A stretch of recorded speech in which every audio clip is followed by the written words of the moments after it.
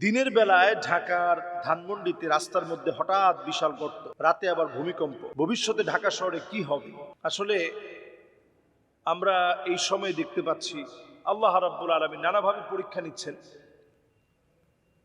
ভূগর্ভে গর্ত হয়ে যাওয়া, রাস্তার ভিতরে গর্ত হয়ে যাওয়া, এটা অস্বাভাবিক কোনো বিষয় না। আগে কখনো হয় নাই, বিষয়টা এমন না। এটা হতে পারে, খুব স্বাভাবিক। তো এটা হওয়ার পর আবার রাতে ভূমিকম্প হয়েছে, এটাও খুব স্বাভাবিক বিষয়। এগুলো সব কদারাম মাকদুর, আল্লাহ তাআলা যেভাবে লিপিবদ্ধ করে রেখেছেন সেভাবে হবে। কিন্তু এখানে বলার বিষয় হচ্ছে আমরা এই বিষয়গুলো দেখার পরেও নিজেদেরকে সতর্ক করি না। এগুলো অনেক সময় আল্লাহর পক্ষ থেকে সতর্ক বার্তা, আমাদেরকে একটু শুধরে দেওয়ার জন্য আল্লাহ তাআলা সতর্ক বার্তা দিয়ে থাকেন। এই যে ভূমিকম্প ক্রমশ বাড়ছে, এখন নিউজ হচ্ছে যে এক মুহূর্তের ভিতরে, ঘুমের ভিতরে লক্ষ লক্ষ মানুষ মরে যাবে। বাংলাদেশে নিউজ হয়েছে এটা।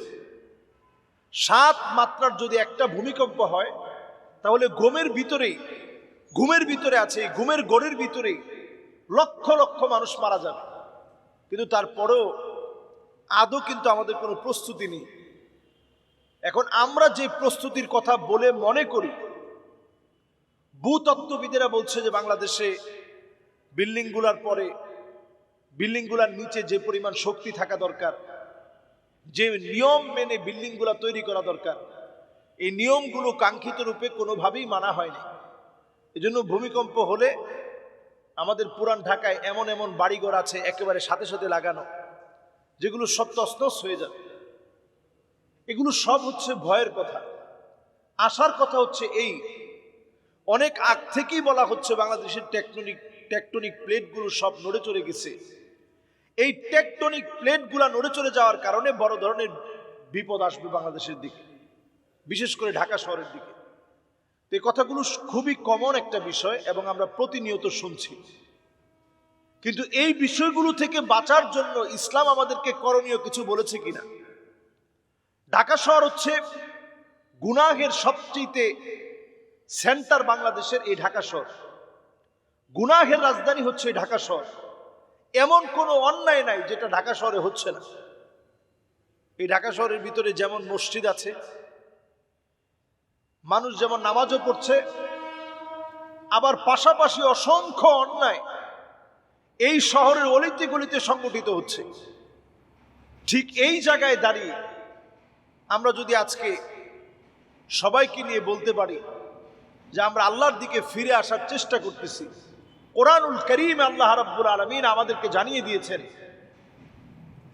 ওয়ালা ইন সাআলতাহুম, কোরআনুল কারীমে আল্লাহ রাব্বুল আলামিন, এটা নতুন করে নিতে হবে, কোরআনুল কারীমে আল্লাহ রাব্বুল আলামিন জানিয়ে দিয়েছেন, আওয়ালা ইয়ারাউনা আন্নাহুম ইফতানুনা ফি কুল্লি আমিন মাররাতান আও মাররাতাইন সুম্মা লা ইয়াতুবুনা ওয়ালা হুম ইয়াযাক্কারুন।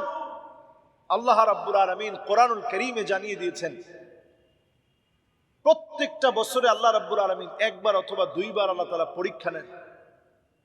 এরপরেও তোমরা আল্লাহর দিকে ফিরে একটু তওবা করে আসো না, আল্লাহর দিকে আসার চেষ্টা করো না, আল্লাহকে স্মরণ করার চেষ্টা করো না।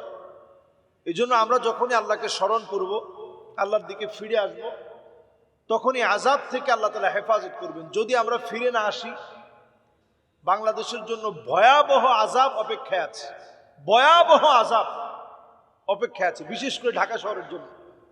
শুধু ঢাকা শহর বলবো কেন, বিভিন্ন জায়গায় আল্লাহ তাআলা বন্যা দিবেন, কোথাও আল্লাহ রাব্বুল আলামিন প্রবল বাতাস দিবেন, টর্নেডো হবে, সাইক্লোন হবে, ঘূর্ণিঝড় হবে, একটার পর একটা বালা মুসিবত আসবে। এই বালা মুসিবত থেকে যদি বাঁচতে হয়, আল্লাহর দিকে ফিরে আসা ছাড়া বাঁচার কোনো উপায় নেই। আল্লাহ আমাদেরকে বোঝার তৌফিক দান করুক।